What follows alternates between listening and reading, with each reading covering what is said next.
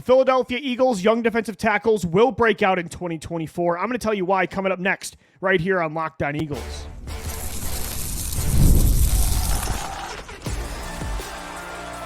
You are Locked On Eagles, your daily Philadelphia Eagles podcast. Part of the Locked On Podcast Network. Your team every day. Welcome in, Eagles fans, to this Monday edition of the Locked On Eagles podcast. I'm your host, Louie DiBiase. You can also find my work over at Bleacher Report. On today's edition of Locked On Eagles, we have a confidence meter for positions and players for the Birds heading into 2024. How confident am I in this core, including those defensive tackles that I think will break out? We thank you so much for making Locked On Eagles your first listen each and every day. And guys, today's show is sponsored by FanDuel. Make every moment more. Right now, new customers, you're going to get $150 back in bonus bets with any winning $5 bet. That's $150 back with any winning $5 bet. Just visit FanDuel.com/lockedon today to get started. The Philadelphia Eagles this year, more than I would say, I can't tell you the last time they've needed this many young players to be the reason you win football games. It's kind of been a passing of the torch few seasons, right? But at the same time, you look at like 2021, 2022, 2023, the past three playoff runs, it's been like a hybrid version of the Birds, where a lot of the core pieces still from that 2017 era were still up front on the offensive and defensive line, but a lot of the skill positions were moving towards the new era, a lot of the young players. This year, especially in the trenches, it truly is a passing of the torch season where if a young player gets out of shape, let's say on the defensive line, it's going to be a lot more costly to the Eagles this year than it's been in years past. And it was costly to them last year, but even more so this year, because a lot of the veterans they've been relying on over the years are gone, or they've been reduced to role players as the age continues to grow. It's up to the young guys now, so I want to get into a confidence meter in those players coming up next. And I want to start with defensive tackle, because I think this is a position that over the years, there's been a lot of veterans to bail out young guys if they don't develop. They've had Fletcher Cox. They've had Javon Hargrave. When Jordan Davis got hurt, when Milton Williams was kind of up and down, they brought in Linval Joseph and Ndamukong Suh. And over the years, that's kind of the route they've taken at this position, is to go with veterans like a Malik Jackson, or trading for a Timmy Jernigan, or Haloti Ngata was even an Eagle, I forget, sometimes in 2018. This year, there is no veteran, right? The most tenured guy is Milton Williams, who was drafted in the third round of 2021. It's Milton, it's Jalen Carter, it's Jordan Davis, it's Marlon Tuipulotu and Maro Ajomo. It's just a bunch of young guys that are in their first, second, third year, or fourth at the most with Milton. So these defensive tackles, there's a lot riding on their shoulders. Out of 10, what is my confidence level the young defensive tackles do break out? I'm going to say an 8 out of a 10. I think all three guys that they're going to be relying on this year, Jalen Carter, Milton Williams, Jordan Davis, they have all had elite stretches in their career. You look at Jalen Carter, the first half of last year was a top 3 defensive tackle from a pass rushing standpoint, from a forced turnover standpoint, from even a run stopping perspective. Jalen Carter was not only one of the best defensive tackles in football, not only one of the best rookies in football, but one of just overall the best players. Like, he was a game wrecker. And then he kind of hit that rookie wall. There were some conditioning issues that Jalen even talked about in his press conference last week that he's really focusing on, and he feels like an old school coach like Vic Fangio can really push him in that way. Jalen Carter, though, we saw flashes of him being a Rookie of the Year finalist, one of the best defensive tackles, game breakers on the defensive line in football. So we know he has that elite ability in him. We know Jordan Davis, although we don't know if he has elite pass rushing in his repertoire, we know at his worst, Jordan Davis can still be one of the best run-stopping one-techs, nose tackles in all of football. In back-to-back years, the first half of the season, Jordan Davis was one of the best interior run-stopping linemen in football. Then, of course, injuries happen, lack of conditioning happens, and he hits a wall, kind of like Jalen Carter did last year. Plus, of course, the pass rushing just been far too up and down. He is not really there yet as a pass rusher.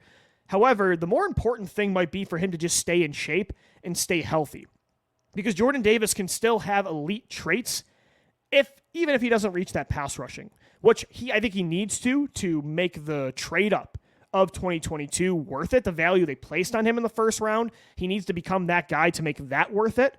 taking him over somebody like Kyle Hamilton, who's one of the best safeties in football, one of the best Swiss Army knives for the Baltimore Ravens. However, to be a really good player in this league that has elite characteristics, that only what needs to happen to get there is just that he stays healthy and he stays in shape. Because Jordan Davis, again, the first half of the season, the last 2 years, has been consistently a top 10 Pro Football Focus run-stopping defensive lineman.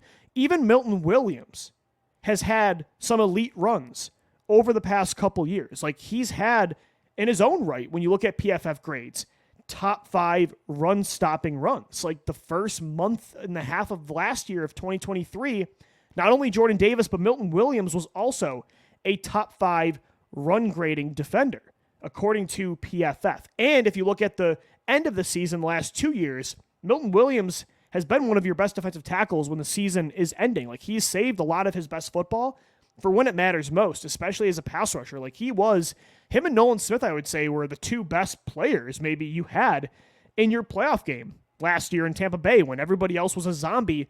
Milton was one of those guys that he showed up to play. So I'm still skeptical that, because I haven't really seen him as a full-time player, that Milton can replace Fletcher Cox, a legend like that. I'm still skeptical that Jordan Davis can be a really good pass rusher at this level, but I'm very confident that in 2024, we're not going to be saying, oh my gosh, it's just Jalen Carter and a bunch of nobodies that can't carry this position on the interior of the defensive line. At worst, I think Milton Williams will be a very, very good third rotating defensive tackle, even with more snaps compared to the last few seasons. I think Jordan Davis, at worst, as long as he stays healthy, is one of the best run-stopping, 2-down defensive linemen in football. I think they can be more than that, though. Jordan Davis can be more. So can Milton, who, by the way, Pro Football Focus named last week as the Eagles' most underrated player on the entire roster. So I would say I'm an 8 out of 10 when it comes to confidence that the young defensive tackles will break out. I've got another confidence level question for you. What's your confidence in Jalen Hurts bouncing back in 2024? Mine's a 10 out of 10. I've been hearing a lot of people discuss Jalen and what he needs to do to get back on track from 2023. And although I was very critical of him at the end of the year, I thought those last 5 games, he mentally checked out like the rest of the team. And that was very uncharacteristic of Jalen. And I thought, when you're paying a player $200+ million to elevate this team when all else is failing, he needed to be that guy. He was the first 12 weeks of the year, but when they needed it the most, when nothing else was working, they needed their franchise quarterback, and he checked out just as much as anybody else. So that part of Jalen Hurts' 2023, yes, he needs to bounce back from, absolutely. But that wasn't a 2020 Carson Wentz-like year where he regressed to the point where you're questioning if he's the franchise quarterback. Like, what does he need to do to get back to who he was in 2022? I actually think he just needs to get back to who he was the first half of 2023, minus the turnovers. Like, yes, was it a down year compared to the season before? Sure, but he was still an elite quarterback the majority of the year. Heading into December, he was the MVP favorite at one point, according to FanDuel's odds. He was 29-3 in 32 games before that collapse. Like, he doesn't need to do much to get back to who he is. Jalen Hurts, the majority of last year, was an elite quarterback that was 10-1, that was beating great teams, that was beating great quarterbacks in comeback shootouts. And look, even the best quarterbacks, the elite quarterbacks that are great for 10+ years, not every season they have is an MVP year. Even Tom Brady, Patrick Mahomes, Josh Allen, Lamar Jackson, there is a certain floor of elite play that these guys have year in and year out, but not every year is just this nuclear 2022 Jalen Hurts type of season. You're going to get a lot of 2023s as well, hopefully minus the collapse at the end. But Jalen, to me, last year, like if you get last year's the first 12 games, that version of Jalen Hurts, the majority of his career, that is an elite franchise-level quarterback that's going to be top 10 every single season. That's the thing. He's going to have, the majority of his years will be top 10, and he's also going to have some top 5, top 3 seasons. That's how it works when you have an elite quarterback. But not every season is going to be top 3. No quarterback, really, unless you're one of the greatest of all time, has that level of consistency. Jalen Hurts, I think, throughout his career will be at least a top 10 guy with some top 3 level seasons in him. Last year was a top 10 season. The year before was top 3. It was top 2. This year, I think he gets back into that top 5 range with the weapons he has. I really do think he's going to put that 5-game stretch last year behind him and bounce back to being an MVP candidate. All right, one more confidence question before we take a break. Confidence level in wide receiver 3 being on the roster. Right now, I'm at I'd say a 6 out of 10. I really like the rookies. I really like Anais Smith and Johnny Wilson. I think at least one of them is going to turn into at least a pretty solid role player. I love the niche roles they have of Johnny Wilson's generational size, Anais Smith's gadget versatility where he can play in the slot, he can play in the backfield, he can be a pre-snap motion weapon for Kellen Moore, who's also a really good returner. Like, I like their very unique physical traits and how that could complement Devontae Smith and A.J. Brown. But they're day 3 rookies like a John Hightower and Quez Watkins were in 2020. You can't really guarantee anything with that kind of player. Paris Campbell, I think, if healthy, could fit as the 5th or number 6 target in this offense, but he's never stayed healthy in his career and has never really utilized that 4.3 speed. I think between the 3, there can be an upgrade. There should be an upgrade over Quez Watkins and Olamide Zaccheaus and Julio Jones from last year. But at the same time, am I guaranteeing one of them is going to be wide receiver 3 and the Eagles don't make a trade or bring in somebody else in free agency to be that guy? No. So I would say my confidence in one of these 3 panning out is, I'll say a 6 out of 10. I think there's still a pretty good chance the Eagles can look to upgrade, though, through a trade or through free agency. As I talked about on the show last week, there's still some pretty good options out there at the wide receiver market in trades and in unrestricted free agency. All right, I want to keep this going. Coming up next, my confidence level in certain positions for 2024. We'll get into that and more coming your way on this Monday edition of the Locked On Eagles podcast. This episode of Locked On Eagles is brought to you by FanDuel. It's winner take all time in the NBA and the NHL, and FanDuel is giving you a shot to bring home a big win of your own. Right now, new customers, you're going to get $150 back in bonus bets with any winning $5 bet. That's right, $150 to bet on spreads, money lines, player props, and more. Not going to lie, I've been striking out in the NBA Western Conference Finals. You guys know I've said on the show before, I love me some Minnesota Timberwolves. Anthony Edwards, I thought this was his year. But Luka Doncic and Kyrie Irving, they look like the 2016 version of the Cleveland Cavaliers with LeBron and Kyrie, and they're up 3-0 in this series. So if you've been betting on Dallas with FanDuel, you're winning big. If you're betting on Boston with FanDuel, who's up 3-0 as well to the Indiana Pacers, you're winning big in the NBA, in the NHL through FanDuel. Again, $150 back in spread, money line, player prop money if you do win any $5 bet. So visit FanDuel.com/lockedon. Make every playoff shot count. FanDuel is America's #1 sportsbook and the official sports betting partner of the Locked On Podcast Network. Thanks so much for making Locked On Eagles your first listen each and every day. Guys, you watching Fox Sports or ESPN on your TV all day? Got to turn down the volume with all the shouting? Make the switch to Locked On Sports today. It's a free 24/7 sports streaming channel programmed for you every day to bring you the biggest stories without all the screaming. Locked On Sports today brings you can't-miss analysis, opinions, and news, streaming 24/7 on YouTube or the free Amazon Fire TV channels app. Part of the Locked On Podcast Network, your team every day. Today we're talking all about confidence. Out of 10, what's my confidence level in, for example, the young defensive tackles breaking out? Jalen Carter, Milton Williams, Jordan Davis. What's my confidence level in Jalen Hurts bouncing back? Or the wide receiver 3 being on the current roster?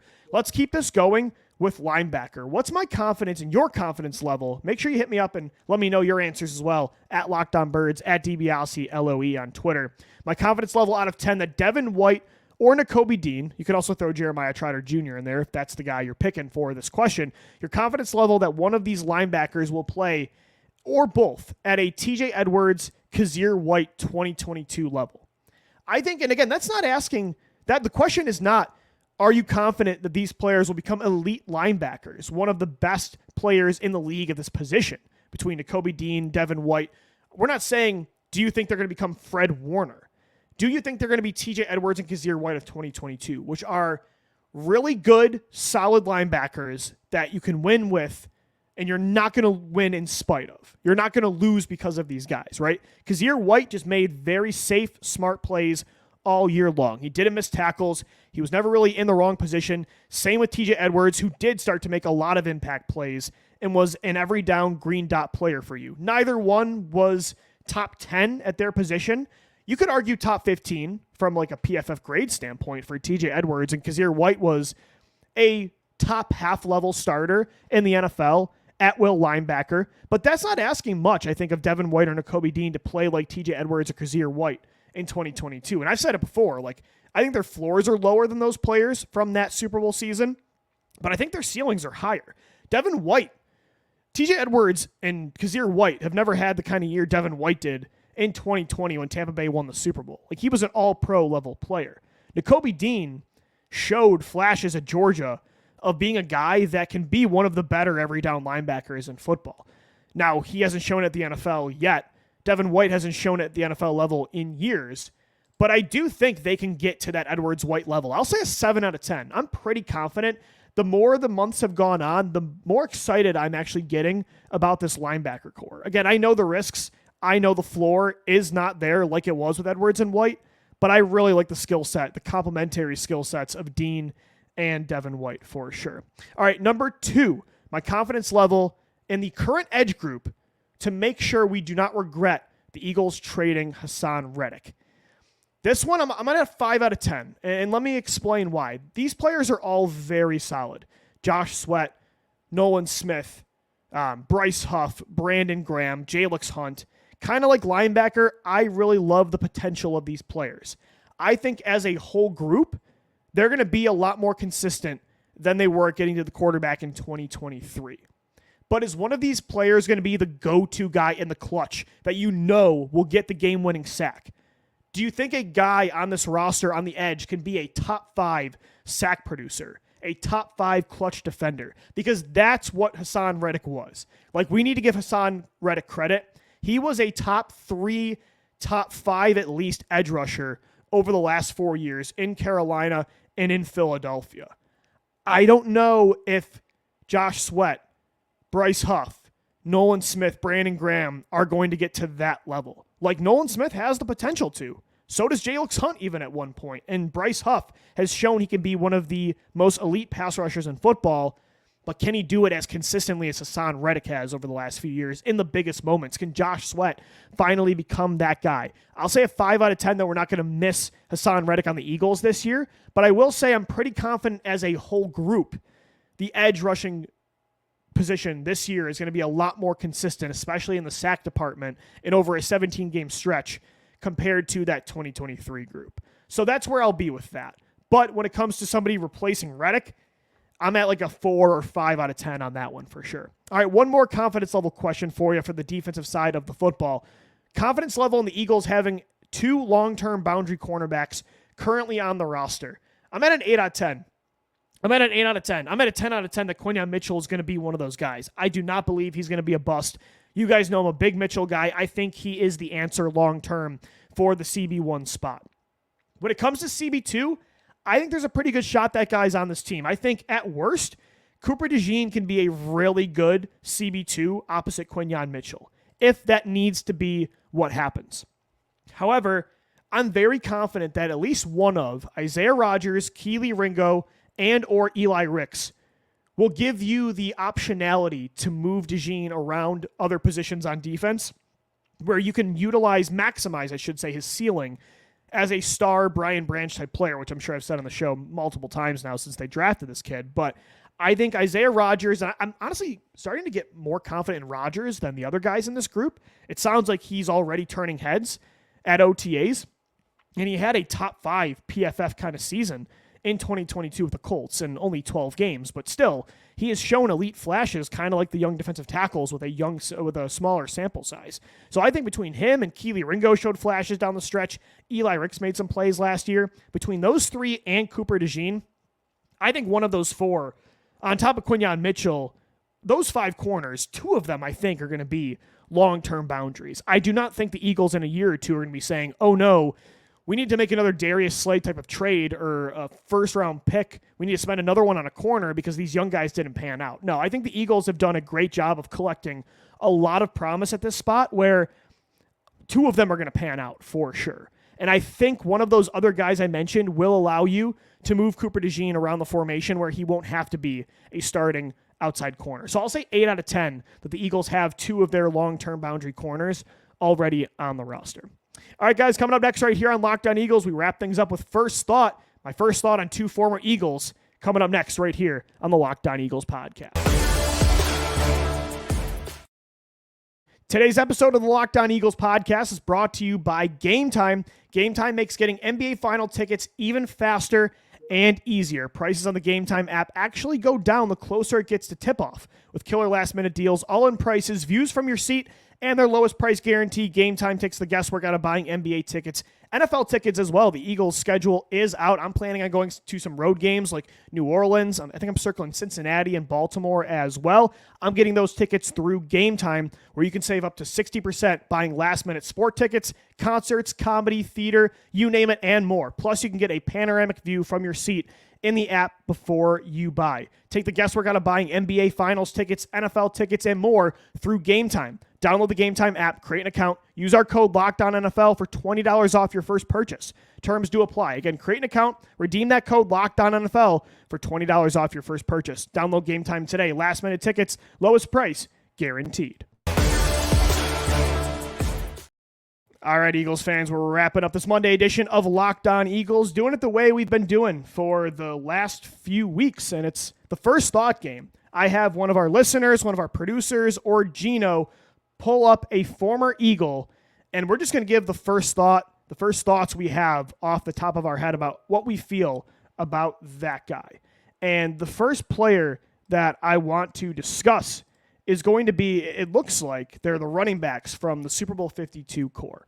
Two of the three, the big three that won the Eagles their first ever Super Bowl. And the first guy was the RB1 to start the season, and it was LeGarrette Blount. And my first thought about LeGarrette Blount is he was a selfless leader on this football team, an underrated leader of the Super Bowl 2017 Eagles. LeGarrette Blount, remember, was signed in June of that year to be the starting running back. They missed out on that 2017 class where Minnesota jumped right in front of them to get Dalvin Cook. They didn't get Christian McCaffrey, although they had some interest, it sounded like, in the first round. They ended up taking Donnell Pumphrey in the fourth round, who was a bust pretty quick. They realized right away that he was a bust. So they brought in LeGarrette Blount, and overall, like, he didn't, start the season on fire. But I thought he put his head down, was very selfless, was a very confident leader for this team that was very clutch. Like, he had some huge moments for them in the regular season and in the playoffs. And this was when, again, there were many moments he could have got pissed off. And, this was a guy that won 2 Super Bowls with the Patriots before coming to Philly, and he was a big part of those offenses behind Tom Brady. LeGarrette Blount, to start the year, they were not giving him the football. They were throwing the ball at will until that breakout Chargers game. If you remember, he had a beast mode almost like run and just destroyed Los Angeles. Like, LeGarrette Blount had a huge game there, and then he really got going, in the middle of the season, and then he kind of tailored off, and the Eagles brought in Jay Ajayi to be an upgrade in the backfield, and LeGarrette Blount kept his head down. I remember reading in the Doug Peterson autobiography of that season how impressed he was with Blount, how instrumental his leadership was. He was the perfect representation of the selfless culture of that football team because he was so supportive the minute they brought in Jay Ajayi. And then when it came time for the playoffs, he was huge. He scored a touchdown against the Atlanta Falcons in the divisional round. He scored a touchdown, remember, trucking Andrew Sendejo in the NFC Championship. He scored a huge touchdown in the Super Bowl against his former team in New England. Like, Blount had a touchdown in every single playoff game. He was clutch. He was selfless. He was one of the more underrated leaders of that football team. So that's my first thought about LeGarrette Blount, is one of the best one-year signings in Eagles history. Selfless leader, underrated, clutch. I think LeGarrette Blount, by the way, is a really cool jersey for a Philadelphia Eagles fan. If you're looking for a unique jersey, like, I really think that would be a really cool idea, is a number 29 LeGarrette Blount. I'm going to try to find that maybe on eBay for sure. Let's keep the theme of 2017 running backs going as we continue first thought. The next one is Jay Ajayi. The first word in my head is mercenary. Like, this guy was the perfect mercenary for the Philadelphia Eagles. When you remember, the Eagles brought in Jay Ajayi right before Carson Wentz went down with that torn ACL. They were the best passing team in football. Carson Wentz was the lead MVP. And then Wentz goes down. Jay Ajayi, without Ajayi, this team does not win a Super Bowl because they probably don't get the 1 seed without Jay. That passing game at the end of the regular season with Nick Foles, it was very pedestrian. Like, yeah, he had 4 touchdowns against a bad Giants team on the road at MetLife, but still felt like an inconsistent passing game. Then you look at the game against the Raiders. They clinched the 1 seed. The passing game was abysmal against Dallas. Like, it looked really bad for a month there. Even the Rams game, when Wentz went down, they weren't really passing the football. Jay Ajayi stepped up in those games and really kind of carried the load for the offense when it comes to production, explosive plays. Like, they used him a lot more in the screen game. And then come time for the playoffs, that was the theme yet again against Atlanta. Jay Ajayi was their best offensive player, in my opinion, from a skill position standpoint in the divisional round game against the Falcons. He was very efficient in the NFC Championship as well. Some big plays in that 2-minute drill right before halftime to really put the game on ice. And then in the Super Bowl, the guy had, 9 carries for over 70 yards? Like, he was so efficient. He was the perfect mercenary for this team in the backfield. And how badass of a group was that? Jay Ajayi and LeGarrette Blount in the backfield. Like, imagine having to tackle those two trains. Like, they're huge guys. The aesthetic was cool, too. They both look like Predator with the dreads and the visors. Like, it was a cool aesthetic in the Eagles' backfield. But, man, the physical style of both of them, like, both fresh coming onto the field when linebackers are just getting drained, having to bring down these huge bodies, and then Corey Clement comes in and was a passing attack as a pass catcher, and it made for a great running back committee that helped the Eagles win a Super Bowl. You don't win the Super Bowl without those three guys who, by the way, had, over 300 yards from scrimmage in Super Bowl 52? So that's what I think about Jay Ajayi. Perfect mercenary, LeGarrette Blount, selfless leader. I love that group. Again, if you're looking for a cool Eagles jersey, go with one of those 2017 running backs. Jay Ajayi, LeGarrette Blount, Corey Clement. I love this game. We're going to keep it going this week as we continue Locked On Eagles. We remain your only daily Philadelphia Eagles podcast, even in the deep weeds of the offseason. We thank you so much for making us your first listen each and every day. Guys, again, just wanted to let you know, make sure you go check out our Locked On Sports Today 24/7 streaming channel on YouTube. It's also available on Amazon Fire TV in the free Fire TV channels app. We've got all our local experts of Locked On giving you the inside local perspective, plus our national shows covering every league. But that's going to do it for today's edition of Locked On Eagles. As always, thanks so much for downloading, watching, and listening, and let's go Birds. Fly, Eagles, fly.